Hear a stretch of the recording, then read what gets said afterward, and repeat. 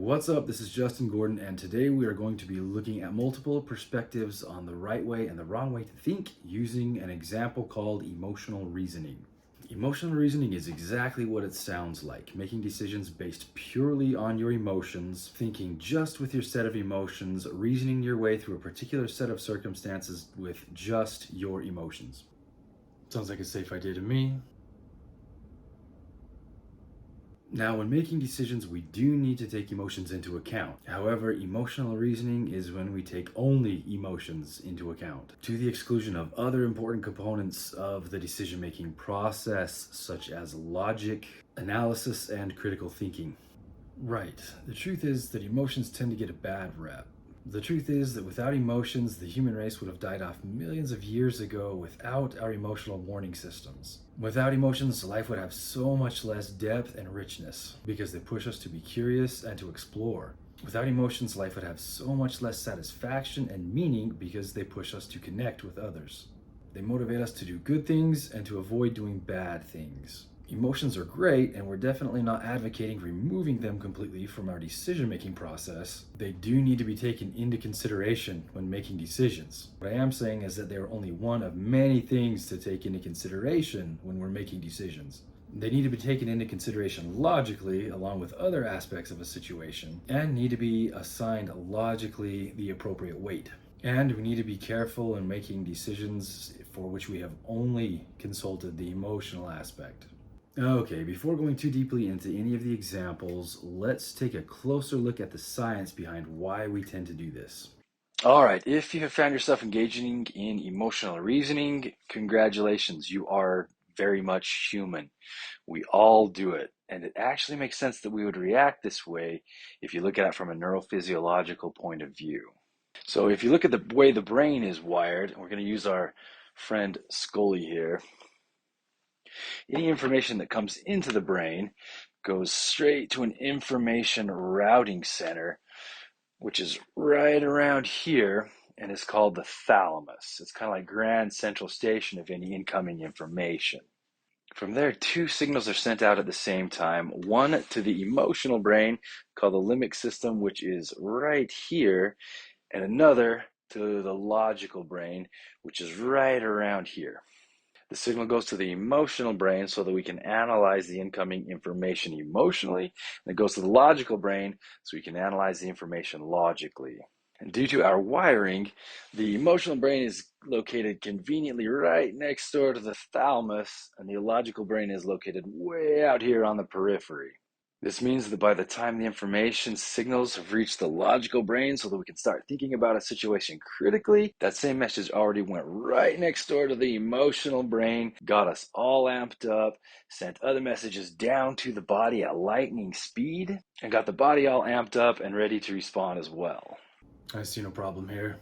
So at this point, we're already feeling a lot of things in the body, but not necessarily thinking a lot of things. And by the time we do start thinking, it can take a long time to catch up to the powerful emotions that have already had a pretty big head start. Again, I see no problem here. The problem is that this actually leads pretty easily to emotional reasoning. Also, there are so many more pathways going from the emotional brain to influence the logical brain than there are pathways going from the logical brain to influence the emotional brain. This means that the emotional brain has much greater influence over the logical brain than the logical brain has over the emotional brain, which also makes it really easy to reason emotionally rather than reason logically. Again, it's a very human thing to do.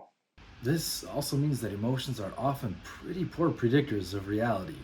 You can quite literally feel that something is perfectly true even when it is not at all true. So, unfortunately, you can't always just go with your gut, especially if you have been through some really hard stuff in life and your brain has therefore gotten really good at convincing you that the world is a really bad place. Makes sense? Now let's take a look at some of the examples of what this might look like. All right, if you remember the movie Anger Management with Adam Sandler and Jack Nicholson, oh yeah, educational programming, very informative. There's a scene where Adam Sandler's character is in a bar with another member from his anger management group who always feels things and feels them very strongly, which is fine until you start believing all those things very strongly. At one point, he let his feelings convince him that a blind guy gave him a dirty look. That's right, he's not the kind of person to give somebody else a dirty look, no matter how much you might feel like he did. Hey, if you feel it, then it must be true. After all, when have you ever gotten in trouble by making a decision that was purely emotional?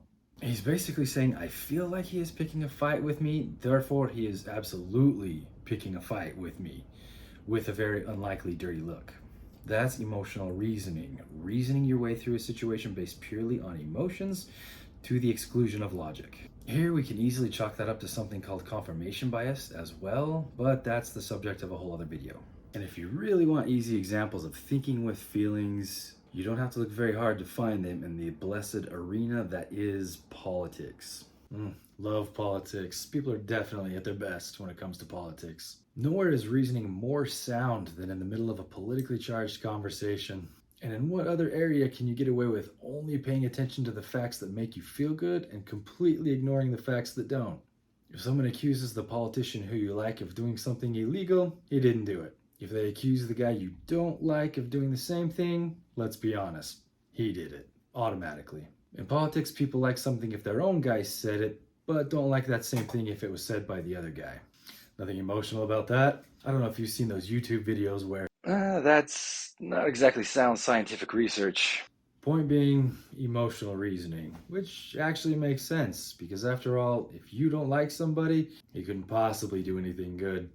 Okay, to further illustrate this point, I'm going to give an example from history, partly because I'm a history nerd, but also because there's a lot that we can learn from history in terms of how humans behave, how humans should behave, and how humans should not behave. A pretty stark example of emotional reasoning is the Salem witch trials of the 17th century. It might seem extreme to use this example, but I actually think that the example of extreme emotions running unchecked, mixed with emotional groupthink, has been actually pretty relevant over the last several years in any number of different areas. I'm not going to give a lot of details here because the details are actually pretty dark. Yeah, it's legitimately awful. Basically, you had a whole population full of people who made most of their major important decisions based on emotions and superstition, but mostly on unpleasant emotions such as fear and suspicion and guilt and shame. Add a huge dash of religion gone wrong or using religion the wrong way, and suddenly a lot of people were getting accused of having done a lot of things that defied all logic and reason. People started claiming that they had seen people, mostly women, dancing with the devil, or other people, again, mostly women, flying on a broomstick with the devil in the middle of a very dark night. And the judges, mostly men, were like, that seems reasonable.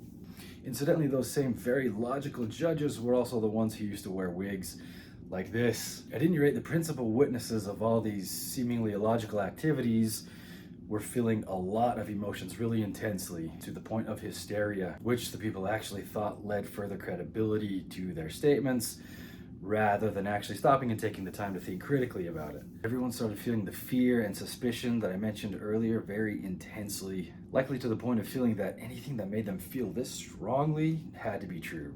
Judgment got very, very cloudy, not just by the common people, but by the judges who were in charge of judging rationally and reasonably. These emotions that everyone was feeling very strongly, emotions that were very little understood and actually not that difficult to manipulate, were literally leading the way, and ultimately several innocent people died because of everyone's lack of being able to think critically. Awful, awful stuff.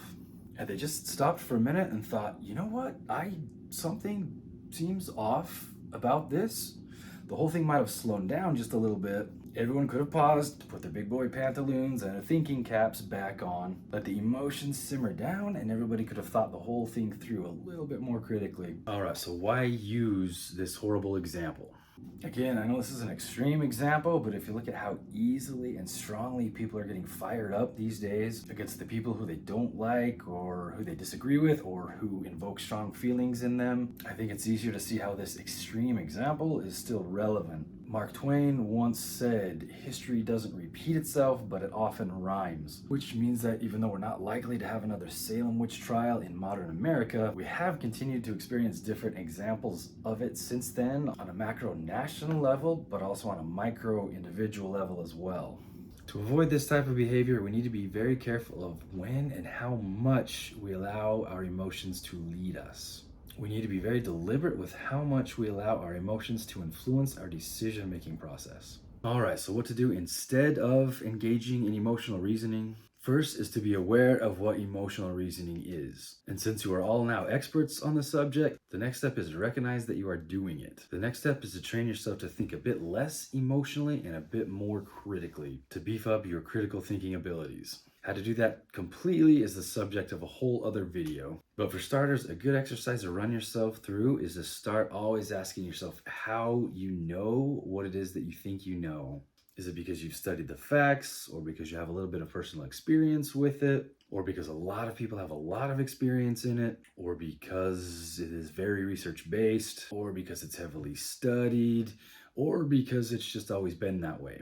Or do you know it just because you feel very strongly about it? And if the answer is just because you feel very strongly about it, probably a good idea to gather some important facts related to it, some useful information before making any major life decisions. And if you're feeling something strongly, another good habit is to ask yourself why you are feeling something so strongly, where those feelings are coming from. Speaking of which, quick plug: to learn more about easy ways you can create some of these habits, check out this book.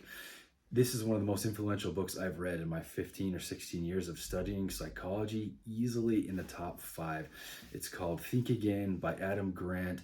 I've learned a lot from it in terms of how to think quite a bit less emotionally and quite a bit more critically. It's changed the way I think in a lot of ways. It will show you how to slow down, look at a situation more analytically, and be more open to learning new information, even if it conflicts with the information that you already have.